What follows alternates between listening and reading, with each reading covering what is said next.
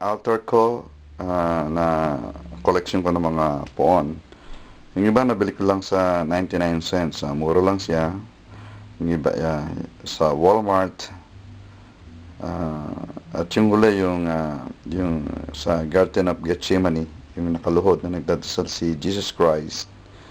Yeah, ganda siya.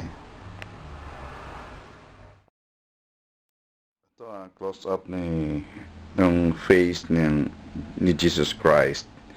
Yeah. Kaya ko siya nagustuhan. Talagang maganda yung kanyang facial expression para talagang nagdadasal. Ito naman yung mother and child o sa Tagalog yata. Ito yung ina ng laging saklolo. Bali sa 99 cents ko lang nabili ito, pero gandang-ganda rin ako rito. Ito yung Holy Family o yung Nativity. Sa 99 cents ko rin siya nabili. Kaya mahal na mahal ko rin siya. Ito, Madonna and Child din.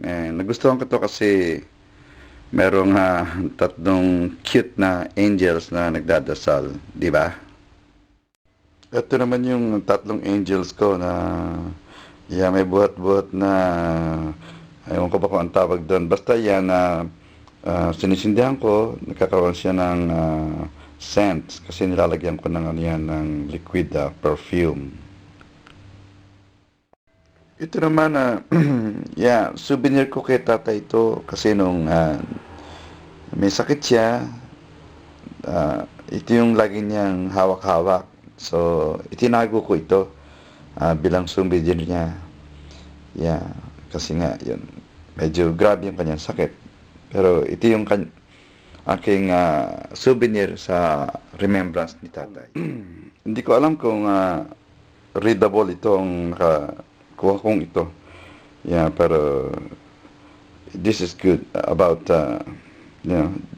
Jesus Christ as one solitary life.